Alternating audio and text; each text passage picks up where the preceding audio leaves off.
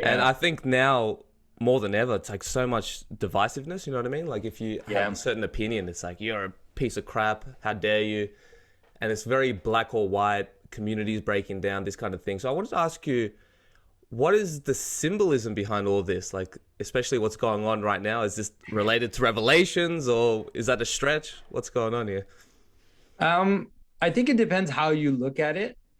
I think that it's not a stretch if you understand the book of Revelation as a series of patterns, you could say, a series of social patterns that kind of manifest themselves. And the idea of Revelation is that it's the final version, let's say the most complete version of this pattern. But if you understand it more as these kind of symbolic patterns that just exist in the world, then then in Revelation you can actually see these types of moves that happen in culture. You know, the example I like to give is, for example, in scripture, there's an image of a whore riding a beast. Mm-hmm. And this whore is all about mixture and about trade and about kind of consuming, and this whole vision of that's what a whore is, right? It's just about pleasure, and it's just about consuming. And it's all about mixture and lack of identity and all these things. And then it's sitting on a beast, which is interesting. And this beast is actually an image of control, of civilization, because the beast is an amalgamation of all the ancient empires. In scripture, there's these beasts that represent different empires. So you see like this amalgamation of empire with the whore on it. And then in scripture it says that the beast kills the whore at some point. And there's this whole sense that the beast sets up an image of itself, and that this image brings about a kind of state of control, and the idea of marking with an identity. And that when you mark, the idea of marking with an identity in a way that you can't escape, the idea that there is no remainder, there's nothing outside of the system tries to be total, it tries to be complete. And if the only thing you can do basically is if you refuse to participate in the system, then you're completely excluded, right? You can't buy, you can't sell, you can't exist, but you don't have an existence basically. And so if you understand it that way, then you can kind of see these movements towards let's say the idea identification, and the idea of tracking and control, and the relationship. It seems like the vaccine is maybe just a door into these systems of control, which are possible because of technology. And as we see this kind of coming through, then we see exactly what we see, similar things to what we see in scripture, which is that right now, I was just watching a video of some minister in Nigeria saying that if you're not vaccinated and you can't show proof of vaccination, you won't be able to go to a bank, you won't be able to go to church. And so Oh. this is the next step, where they're like inching towards the idea that you can't participate in society at all if you haven't received this kind of sacrament of participation. At Whoa. the same time as they're telling us that the sacrament of participation isn't as good as you thought, and you're going to have to keep getting it every 3-4 months for the rest of your life. Like I don't know, like it's all very vague, but so it does kind of bring about, we don't have to freak out necessarily and think like this is it, but it does, the story in scripture can help you understand these patterns, and understand this relationship between systems of control, how they take over after too much freedom. You could say something is too chaotic and goes too much in that direction. Then after that, a system of control comes and tries to clamp it down. Yeah, it's very like lately it's been so inverted, I feel like these times, because at one stage, at least in Australia, it's completely illegal for you to go to church, but you can pay a prostitute to have sex. Like Yeah. that's fine. You know what I mean? It's like, wait. I thought this was all about like social distancing and all this kind of stuff. But I don't think that it's about that. No, there's something else, definitely something else Yeah. going on. And people often, it's funny because people wonder, what is it? And people don't understand that power is its own motivation. There is no other secret motivation except for power.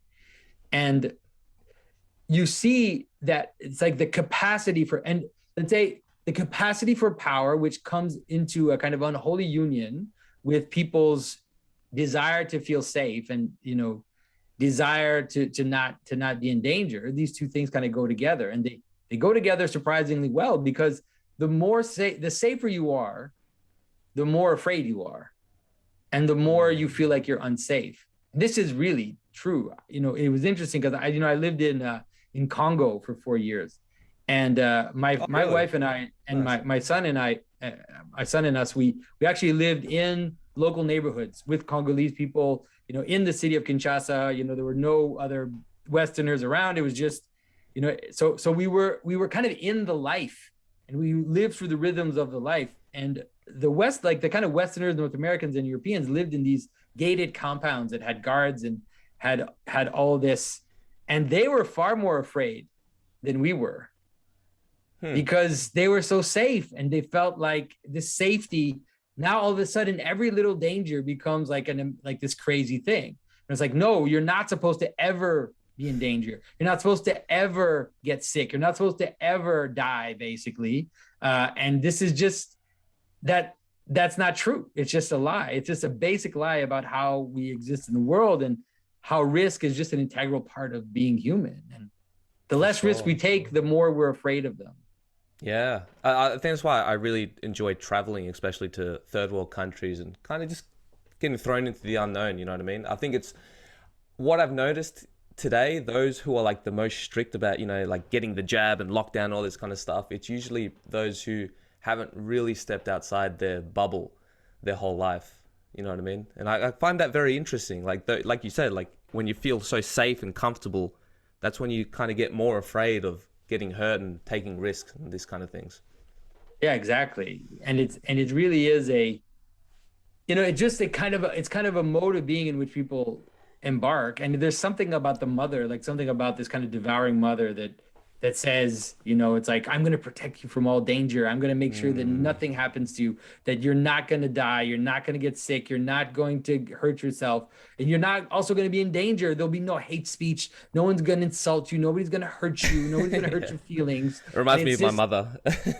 she she's like a Latina Spanish mom, so very overprotective. she's overprotective. But Yeah, it's yeah, yeah. I like rebelled in my teenage years, so it kind of had the opposite effect of what she intended. But oh yeah, you were yeah, like, okay, I need to break free from this. yeah, Yeah. 100%. But imagine that now at a level of systems Mm. where, and people struggle to understand that there's a relationship, let's say, with the kind of rise in social justice mentality that was there several years ago, and this desire for safe spaces, this desire to not be triggered, that they know that we're fragile, and that we need to be preserved from all kind of danger. And now this situation with COVID is an extension, like a physical extension of something which has been a social phenomenon for quite a while now. Hmm. So Is this like a start of a new age, do you think? I just don't see I, us I going mean, back. I hope it's not a start of a new age. I mean, for sure, it does feel like something similar happened in Weimar, really, because Weimar was a wild place. Like it was a wild, crazy place. And there were all this kind of, let's say, fluidity in identity, and fluidity in roles, and fluidity in terms of taboos. And all of this was all kind of mixed up.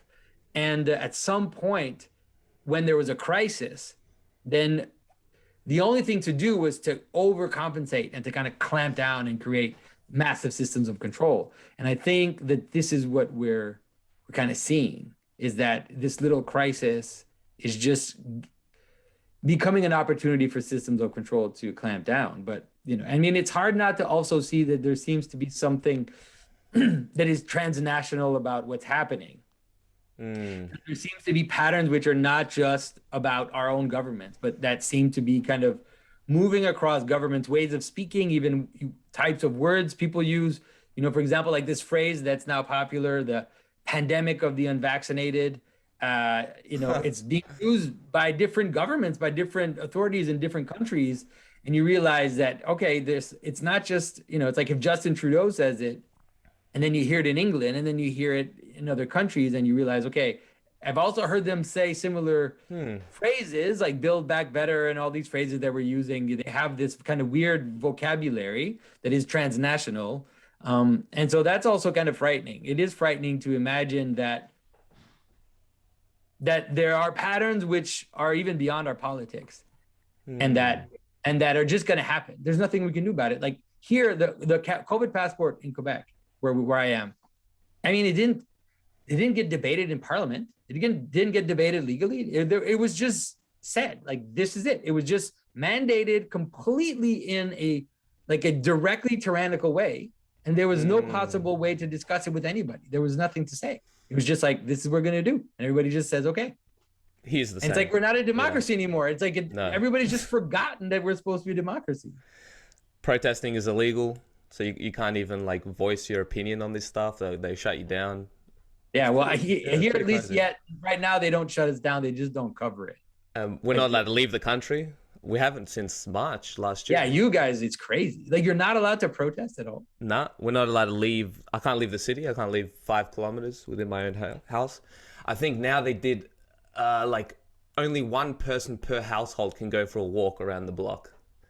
Playgrounds shut down. Like it's pretty. I don't even know what to say about it because it's like I think it's going to end, but then it just gets extended again and again and again, and it's like I don't know, man.